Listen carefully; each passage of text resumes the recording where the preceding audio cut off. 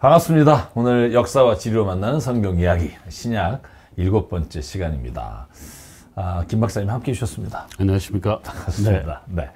오늘 드디어 그 아름다운 지중해 해변에 있는 도시 이제 가이사라를 우리가 드디어 입성하게 되는데요. 입성이 아니구나. 들어가게 되는데 이 가이사라 그러면 가장 최근에 세워진 도시라고 알고 있어요.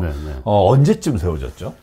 일단 가장 최근이라고 하는 말씀은 이제 우리가 구약 성경부터 이제 신약 성경 쭉 이제 역사 지리 포인트를 따라가다 보니까 아무래도 이제 예수님 시대까지 와서 예수님 시대 바로 직전에 세워진 헤롯 왕에 의해 세워진 거죠. 헤롯이 주전 37년에 왕이 되고 31년에 악티움 해전에서 옥타비아누스가 안토니우스를 이기면서 옥타비아누스가 그야말로 아우구스투스가 되죠. 네. 그러면서 시저라는 명칭이 자기의 이제 양 아버지 그게 이제 가이사라 시저 같은 그렇죠. 말이죠. 네. 그래서 시저는 영어식 표현이고 케사르라고 그러죠. 체사르라고도 하긴 하지만 케사르를 위한 도시를 이제 31년 이후에 만들면서 한 10년 정도 작업을 해서 주전 한 20년, 21년 요때 완성된. 됐구나. 그래서 이름을 시저의 도시 혹은 그러니까, 가이사랴 이렇게 붙였죠. 그러니까 쉽게 말하면 이제 헤롯 대왕이 로마의 황제를 위해서 바친 도시다. 그렇죠. 이렇게 보면 되겠네요. 그래서 우리가 이제 이스라엘에 왜 가이사랴뿐만 아니라 가이사랴 빌립보, 그 북쪽에 있는 그렇죠. 네. 빌립보의 가이사랴. 보통 이제 성지 순례를 가든 또는 뭐 못 가서 이제 어떻게 보면 성경만 읽어보면 이제 헷갈리잖아요. 가이사랴 때문에. 그러니까 이제 가이사랴가 들어가는 것은 이스라엘뿐만이 아닙니다. 로마가 점령해서 로마가 세운 도시, 혹은 로마를 위한 도시 이 이름 중에 가이사랴가 많습니다. 왜 우리 터키에 가면 갑바도기아를 가는데요. 네. 갑바도기아의 비행기가 도착하는 동네 이름이 카이세리예요. 아 진짜요? 예.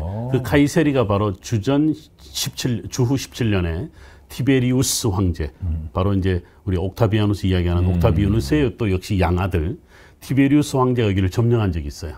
그때부터 이제 가이사랴 거기도 티베리아라고 하는 그렇죠. 성경에 나오는 티베리아가 바로 티베리우스를 위한 예. 말하자면 그래서 이제 가이사랴라는 이름 자체가 고대 근동 지역에 많이 있습니다. 황제를 위한 도시, 황제에게 바친 도시. 그래서 가이사랴가 대명사가 되죠. 그러니까 사실은 빌립보의 가이사랴, 가이사랴 빌립보는 사실 북쪽의 산 밑에 있잖아요. 헐몬산 밑에 있고 거기서 예수님이 내가 나를 누구라고 하느냐 그렇죠. 이렇게 이제 나온 이제 마태복음 16장에 나오는 이야기로 유명한데 그런데 이제 여기 두 곳은 이제 완전히 다른 곳이다라는 거고. 그 다음에 그러면은 그냥 갑자기 떠오른 건데 알렉산드리아 그러면 그리스 시대에 세워진 도시. 그렇죠. 우리가 첫 번째 이제 신약 파트 다룰 때 알렉산더 대왕이 그렇죠. 주전 332년에 유다 땅을 점령하고 331년에 이집트를 점령한.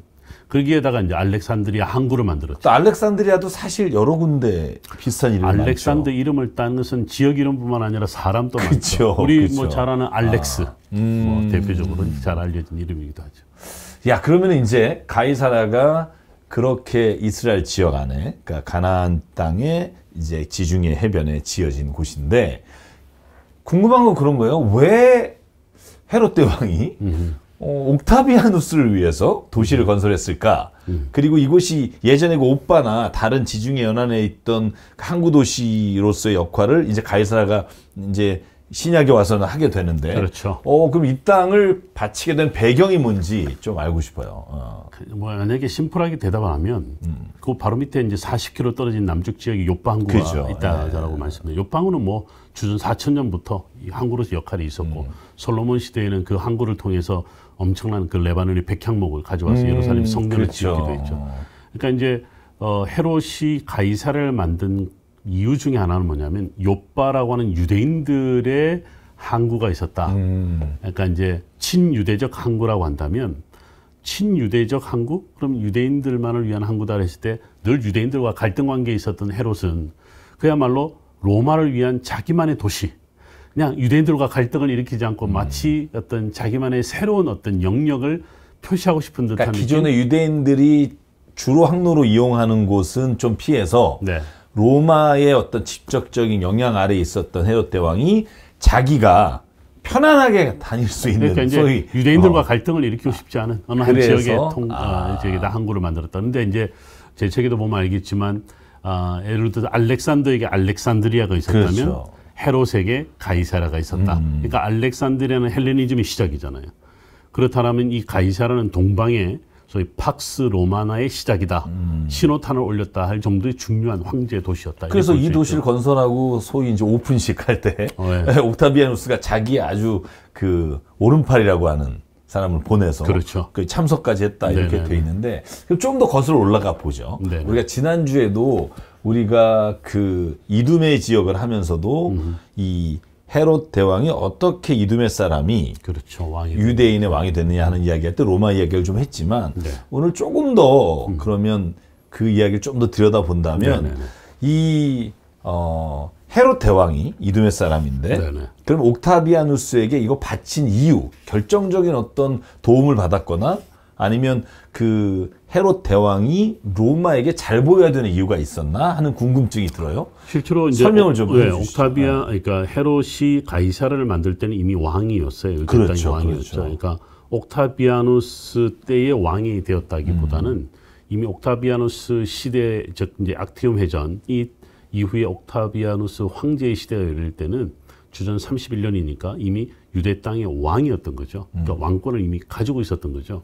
근데 이 왕이 세워지는 과정에서 우리 지난 이제 이두메 때 다뤘는데 옥타비아누스 앞에 이제 아버지, 양아버지 이제 율리우스 시저, 즉 케사르 시대에 헤롯 대왕의 아버지 안티파터가 이제 우리가 보통 안티파터 2세라고 하는 이 사람이 이제 시저에게 도움을 줬고 시저가 이제 어떻게 보면 유대 땅을 통치하는 또 유대뿐만 아니라 이두메나 또는 나바테안이라든가 이 지역을 다스리는데 큰 도움을 줬었다 이렇게 볼 수 있는 거죠. 이제 시저 이후에 그의 사촌이었던 안토니우스가 이제 정권을 잡게 되잖아요. 이제 옥타비아누스의 갈등 이전에 이제 브루투스가 시저를 암살한 이후에 그렇죠. 그 이후에 다시 뭐 제 두 번째 삼두 정치 우리가 보통 이렇게 얘기하는데 보통 이야기하는 이 이제 그 안토니우스 시대에 그러니까 헤롯 집안은 안토니우스의 또 역시 잘 보였던 거죠. 그렇죠. 그런데 이제 악티움 해전이 터진 거잖아요. 그러니까 어떻게 보면 시저에게 잘 보였다가 시저 이후에 안토니우스 이후에 옥타비아누스 이렇게 내려오는 과정인데 그러니까 이제 안토니우스가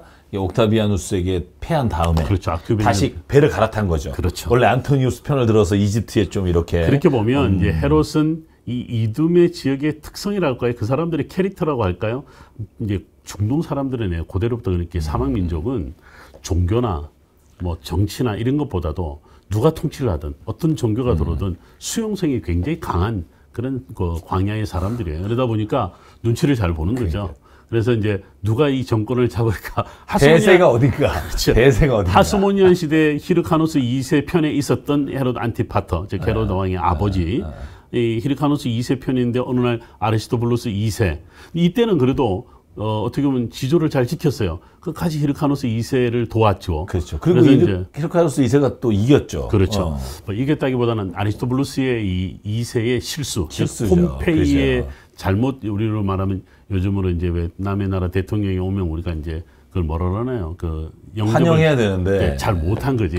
그래서 이제 아리스토블루스 2세가 성전으로 도망갔다가 성전을 결국 폼페이가 파괴시키면서 그러니까 아리스토블루스 2세는 이제 시대가 끝났죠. 그게 말하자면 예루살렘 성전이 무너지는 아니요, 그거는 이제 좀 다른 시기죠. 좀 다른 시기죠. 이때만 해도 이제 뭐 성전 재산은 그대로 졌는데 아리스토블루스 2세가 그의 형 히르카누스 2세에게 제사장직을 그의 아버지 세대에 이미 주어졌는데 아리스토블루스 2세가 나중에 그걸 탈취하죠.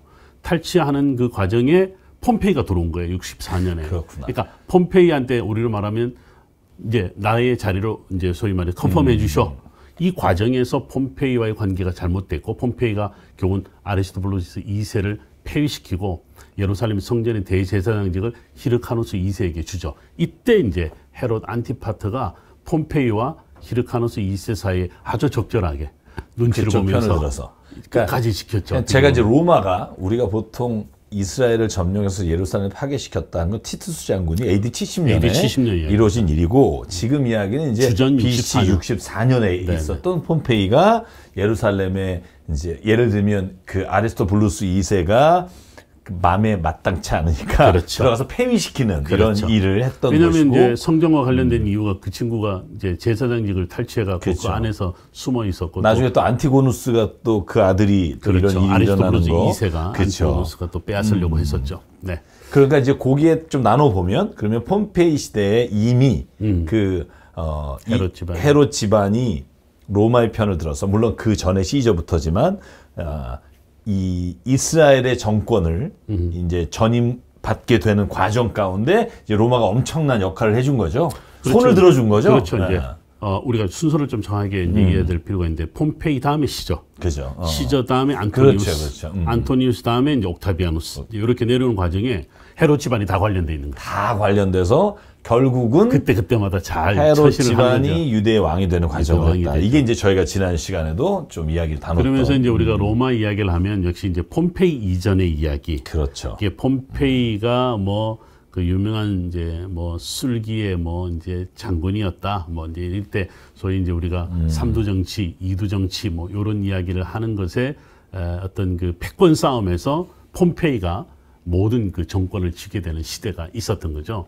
그러니까 이제 그렇다고 해서 폼페이가 모든 것을 쥐었다라고 하기에는 또 아까 말한 대로 삼두 정치, 이두 정치 이제 이런 시대가 이제 들어오는데 한 축이었던 이제 소위 말해서 시저, 즉 케사르라는 사람이 있는데 이때 이제 폼페이가 어째서 이제 이쪽에 그 소위 칠권을 질 수 있었냐는 것은 오늘날 유럽으로 이제 대변되는 옛날에 갈리아 지방, 저 이제 어떻게 보면 로마에서 서쪽 끄트머리까지 이제 가서 그쪽 지역을 점령했던 케사르보다도 헬라 지역을 점령했던 동방의 문화를 점령했던 동방의 문화를 너무나 사랑했던 로마인들의 어떤 대변자 역할, 로마인의 상징적 역할을 했던 사람이 폼페이인 거죠. 그러다 보니까 폼페이로 많이 기울었었는데 결국은 폼페이와 케사르의 싸움에서 폼페이가 이제 죽죠. 이집트에서 나중에 자살했다 뭐 이렇게 알려져 있는데 이 폼페이 시대가 지고 한쪽에 밀려나 있었던 이제 소위 이제 시저가 등장을 하죠. 시저가 이제 왜 주사위는 던져줬자 그러고 그렇죠. 이제 갈리아 지역에서 다 군인 끌고 와서 로마를 점령한 거잖아요. 건넜다. 뭐 이런 이야기를 하는 거죠. 네.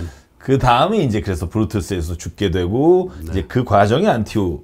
그래서 이제 저는 이 로마 이야기를 할 때마다 조금 이제 헤롯은 결국 이제 폼페이 이후에 유대 땅에 들어온 로마의 이제 헤롯 왕권이 이제 만들어진 이 과정을 우리 아까 잠깐 이야기를 했다면 로마가 어떻게 동방에 관심을 가졌을까? 이제 폼페이로 아까 제가 상징된다고 말했지만 이 로마가 동방에 관심을 갖게 된 그 어떤 역사의 전환점에서 우리가 꼭 다뤄야 되는 게 모든 우리 시청자들 잘 아시겠습니다만 하니발의 전쟁이라고 알려져 있는 포에니 전쟁. 그렇죠. 100년의 전쟁이라고 그러잖아요. 주전 264년부터 주후 120년까지, 140년까지 이어지는 이 이제 폼페이 등장 이전의 하니발 전쟁, 포에니 전쟁은 저희 말해서 로마가 이탈리아 반도를 다 점령하고 그리스까지, 뭐 마게도냐까지, 그 다음에 이제 북아프리카, 카르타고까지를 다 점령하는 이 시점에서 드디어 세력을 더 확장하게 되죠. 확장하는 데는 과정에서 이제 헬레니즘의 핵심인 소아시아 지역, 동방의 지역들을 다 점령하게 되는. 그러니까 이제 말하자면 이제 우리가 그리스 지역은 점령은 해 갔는데 거기에 가장 걸림돌이 이 카르타고잖아요. 카르타고가 그 지역을 북아프리카를 다 점령하고 있었으니까 네. 그러니까 하니발과의 전투는 뭐 필연적으로 할 수밖에 없었고 그러다 보니 지중해 연안의 이 그렇죠. 남쪽과 동쪽에 있는 그렇죠. 땅에 이제 가게 됐는데 사실 여기 셀루키드 왕조가 너무 강하게 잡고 있었기 때문에 어떻게 보면 이두메와 손을 잡을 수밖에 없다라는 책의 내용이 좀 있더라고요. 맞습니다. 네. 그러니까 이제 이게 포인 전쟁은 1차, 2차, 3차에 걸쳐서 일어나는 전쟁이 이제 100년의 전쟁이다. 네, 그러니까 그렇죠. 이 100년 사이에 지금 우리가 언급한 셀루키드나 또는 프톨레미에도 큰 변화가 있죠. 우리가 잘 아는 마카비 그렇죠. 혁명 전으로 되는 것처럼 그러니까 프톨레미가 이미 약화됐고 셀루키드가 강력하게 등장합니다만 이 셀루키드가 결국은 서서히 쇠락하는데 쇠락한 이유가 뭐냐면 이 포에니 전쟁에서 살아남았던 하니발이 셀루키드 왕조의 소위 말해서 우리가 잘 아는 우리가 이제 누구죠? 에피파네스라고 불려왔던 이 사람과의 바로 이제 아버지자. 이제 우리가 안티오쿠스 3세라는 이제 이 사람과 어떻게 보면 협력을 하게 돼요. 하니발이 그쪽으로 도망을 갑니다. 셀루키드 그렇죠. 왕조로. 그래서 로마가 이쪽에 관심을 가질 수밖에 없었고 결국은 하니발은 이 전투에 주고 이 전쟁에서 즉 셀루키드와의 전쟁에서 로마가 이깁니다. 네.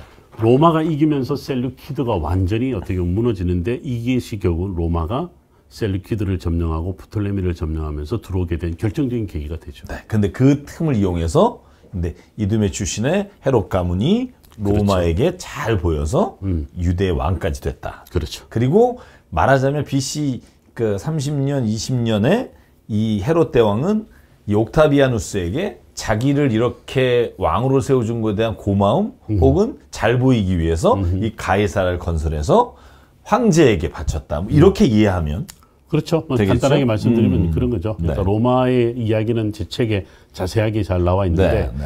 로마 이야기 워낙 방대하잖아요. 뭐 그렇죠. 로마인 이야기는 우리 오늘날 모든 로무루스부터 시작하면 거의 뭐 많은 이야기가 있는데 저희는 이제 이 이스라엘 땅과 관련해서 어떻게 로마가 들어오게 된 계기가 됐는가 이제 요 이야기를 제가 잘 풀었고요. 요건 이제 헤롯이 로마에서 왕이 되다 보니까 로마 제국의 어떤 이 개입은 우리가 꼭 역사적으로 살펴봐야 된다. 저는 이제 가이사라를 다루면서 어떻게 로마가 이스라엘 땅에 들어오게 됐는가를 이 가이사라를 통해서 봐야 되고 가이사라를 통해서 헤롯 왕조가 어떻게 유대 땅을 다스렸는가를 또 봐야 되고 그러니까 지금 우리가 이 복잡한 역사 이야기지만 꼭 한번 좀 다뤄봐야 된다 생각하는 거죠. 자, 그러면 이제 저희가 이 가이사라라고 하는 지역이 어떤 배경으로 세워졌는가 하는 것을 이 시간에 이야기를 나눴는데 사실 저희의 더 주된 관심사는 이 땅이 또 그 신약 성경의 선교적인 그렇죠. 차원에서 굉장히 의미가 있는 땅이다. 그래서 책을 보면 이제 세 가지 중요한 사건들이 빌립보 지역에서 일어나잖아요. 그러니까 빌립보의 가이사라에서 일어나잖아요. 그렇죠. 가이사라에서 일어난 사건 중에 이제 빌립이 등장. 이제 선교하는 장면이 나오고 여기 이제 선교 지역을 어떻게 했는지에 대한 지도도 나와 있고요.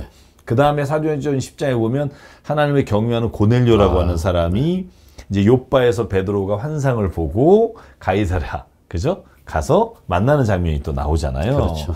뭐 요까지 일단 뭐 25장에 나오는 이야기, 바울 이야기는 좀 빼고 요 두 개를 좀 이야기를 엮어 본다면 이 지역이 왜 이렇게 베드로나 아니면은 빌립이 선교를 이렇게 해야만 했던 지역인가 궁금해요. 네.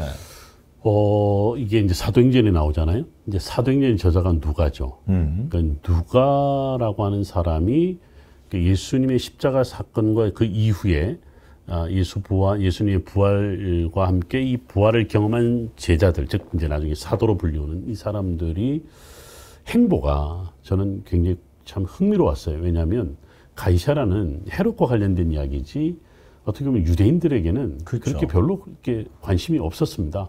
헤롯은 너무나 중요하지만 유대인들은 이방인의 도시잖아요.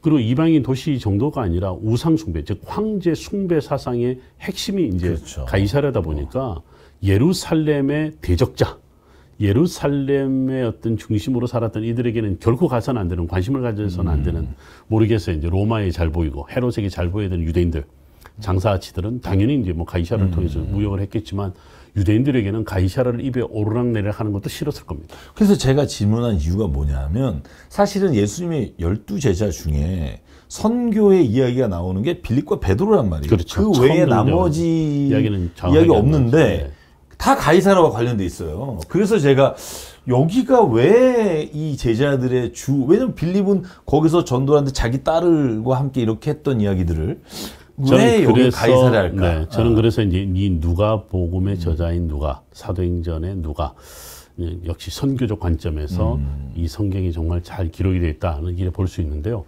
누가복음에 보면 마가복음의 한 사건, 그래도 지명도 등장하지 않는데 누가복음 이제 하반부에 보면 자세하게 나오는 한 사건이 있어요. 이게 바로 그 유명한 엠마오로 내려가는 두 제자 이야기입니다. 엠마오 이야기가 저한테는 왜 관심이 도냐면 마가복음에는 이게 그냥 두 절에서 끝나버려요. 지명도 나오지 않고. 그런데 누가복음은 왜 이것을 아주 한 장, 23장 전체에 걸쳐서 이야기를 할까 할 때 엠마오 위치가 가이사라로 가는 길입니다. 몇 킬로 정도? 예루살렘에서 약 한 30km 떨어지죠. 그러니까 예루살렘 산지에서 그 지중해 해변으로 가는 길에, 즉 산지에서 다 내려왔을 때 쉬었다가 그다음에 가이사라로 가는 길이죠. 제가 이제 예루살렘 한인교회 담임 목회를 할 때 예루살렘 교회 교인들하고 이제 성지를 많이 탐방을 할 경우가 많았거든요. 근데 그 길을 직접 우리가 한번 집차로 투어를 한 적이 있어요. 그 험한 길인데 놀랍게도 2000년 전에 로마가 만들어 놓은, 즉 엠마오로 가는 길이 로마가 만든 길이더군요. 로마가 만든 길이 그대로 남아 있고, 그래서 엠마오에 도착을 했는데 흥미롭게도 엠마오에서 가이사라로 가는 길을 우리가 찾게 됐죠. 뭐 물론 이제 고고학자들이 다 찾아놓은 길을 그때서야 우리가 관심을 가졌죠. 근데 여기를 쭉 따라가다 보니까 재밌는 것은 나중에 우리 언급하겠습니다만 사도행전 31장에 보면, 23장에 보면 바울이 왜 이제 그 예루살렘에서 압송돼서 가이사랴로 가잖아요.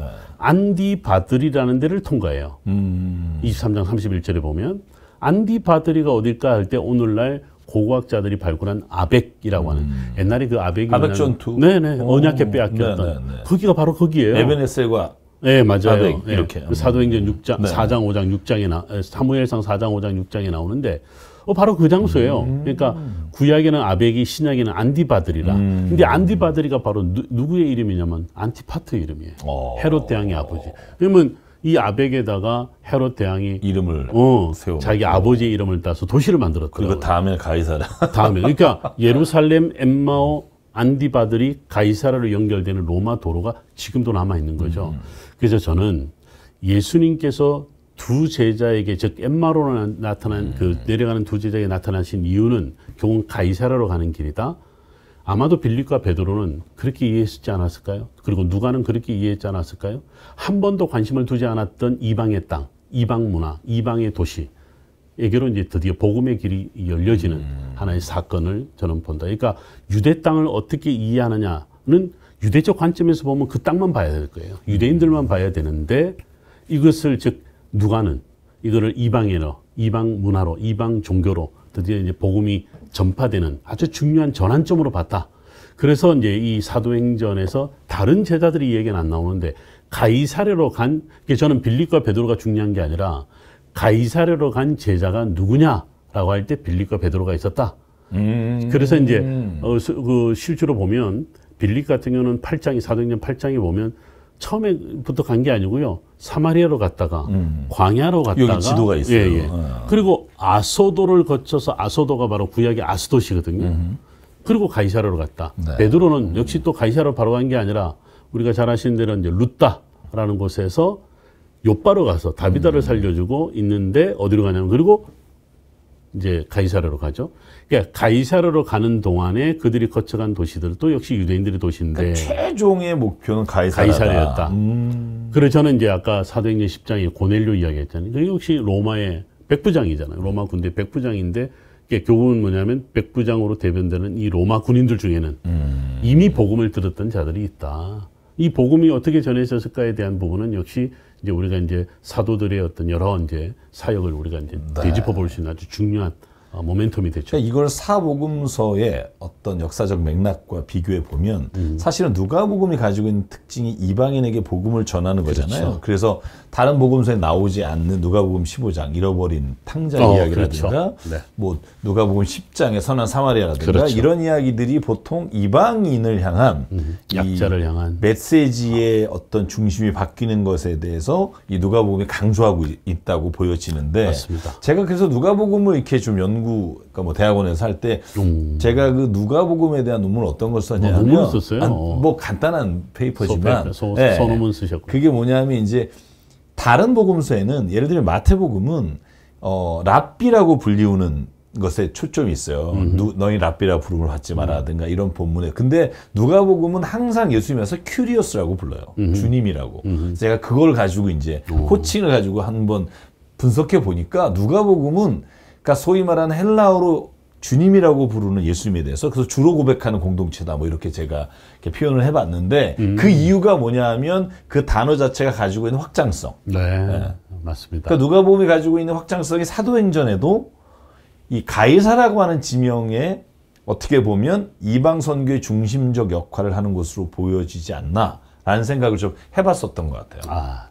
어떻게 보면 제가 좀 잘못 쓰지 않아요? 아니요. 네. 제가 나중에 이제 우리가 한번 바울의 이야기를 할 기회가 있으면 제가 이제 큐리오스, 이제 헬라어와 히브리어에 대한 제가 이제 원래 전공이 이제 언어다 보니까 그렇죠. 이제 굉장히 재밌는 이야기입니다. 간단하게 말씀드리면 우리 목사님 예전에 하셨다니까 큐리오스는 히브리어로 여호와입니다. 그렇죠. 그러니까 여호와를 큐리오스로 번역한 것은 70인경인데 이 70인경을 누가나 바울은 그대로 가지고 와요. 이 결국 뭐냐면 이 큐리오스가 확장성이라는 표현을 쓰는데 굉장히 중요한 표현을 쓰셨는데 이렇게 여호와 그러면 유대인들에게만 한정되지만 큐리오스 그러면 확장성을 갖는 시저도 큐리오스. 그렇죠. 그래서 어떻게 보면 바울이 로마의 황제 숭배 중심의 세계에 새로운 큐리오스를 어떻게 보면 내세우면서 팍스 로마나에 대적하는 대단한 담대한 그런 복음 전도자라고 이렇게 볼 수가 있는 거죠. 이게 누가복음에 이제 나오는 누가의 어떤 이야기는 지금 목사님 잘 이야기해 주신 것처럼 이 전혀 유대인들이 관심 갖지 않은 곳 돌아보지도 않았던 가이사랴에 드디어 이제 눈이 이제 시선이 맞춰지면서 복음이 어떻게 보면 이제 이방인에게 전해지는 중요한 그런 지역이 바로 선교 지역이 가이사랴가 되었다. 그리고 가이사랴는 우리가 리틀 로마라고도 불러요. 이게 결국 로마로 가는 바로 이제 도시니까요. 그리고 로마도 가이사랴가 얼마나 중요하냐면 동방의 모든 그 어떻게 보면 로마의 그 점령과뿐만 아니라 속주 관련해서 중요한 하나의 속주로서 역할을 했다. 그러니까 중심 그 로마 문화의 로마 그 모든 그 사상의 전초 기조로 이제 역할을 했다라고 보면 로마에게도 굉장히 중요한 가이사랴였거든요. 근데 그 지역을 이제 저희 복음의 어떻게 보면 사도들이 타깃으로 삼았다는 것은 로마 제국을 타깃으로 삼았다. 그러니까 가이사랴는 그래서 성경에 보면 특히 바울이 그 로마로 가는 길이라든가 이런 거 보면 가이사랴는 총독이 다스렸던 그렇죠. 땅이었던 것 같아요. 네네네. 근데 그 지역적으로 볼 때 원래 그 유대 지역은 총독이 다스리는 게 맞는데 이 가이사랴도 원래 그러면은 총독이 다스렸던 땅이었나? 아니면 헤롯 그 세 아들이 나눠 갖던 땅에 들어갔나요? 그렇지는 않습니다. 네. 처음에 이제 이 예루살렘과 가이사랴는 아켈라오가 그렇죠. 다스렸죠. 그다음에 이제 사마리아를 비롯한 갈릴리 서쪽 지역은 안티파스가 다스렸고 그다음에 갈릴리 호수 동편 지역은 빌립이 다스렸잖아요. 근데 이제 이 제 책에도 나와 있지만 아켈라오가 자기가 마치 로마 황제인 것처럼 행세를 해요. 뭐 동전에다 지 얼굴을 집어넣는다든가 뭐 자기로 하여금 숭배하라고 한다든가 여기에 유대인들이 가만히 있나요? 소위 뭐 가오가 없지 돈이 없냐 뭐 이런 뭐 말이 이상한데 그래서 어쨌든 이제 네. 그래서 결국은 이 아켈라오가 실각됩니다. 근데 이때의 로마는 다른 헤롯을 세우지 않고 바로 이제 총독을 보내게 되면서 그때부터 총독 제도가 들어오게 되죠. 그러면서 이제 총독이라는 사람이 다스리는데 다른 지역은 그냥 헤롯 안티파스나 헤롯 빌립이 다스리지만 이 유다 지역은 유다 즉 예전에 아켈라오가 다스렸던 지역은 총독이 가이사랴까지. 네. 그렇죠. 그래서 가이사랴도 네. 아켈라오가 다스렸던 땅이었거든요. 그렇죠. 그래서 아켈라오 모든 지역을 다 총독이 다스리는 결과를 가져오게 되죠.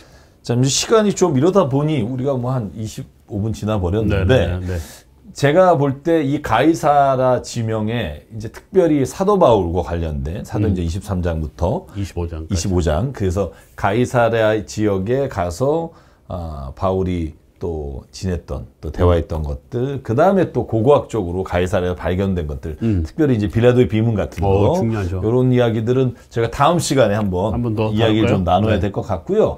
자, 오늘은 그러면 가이사랴가 어떻게 생긴 도시인지 그리고 그곳에서 왜 예수님의 제자들이 선교를 하는 장면들이 사도행전에 나왔는지 그 이야기를 좀 살펴봤고요.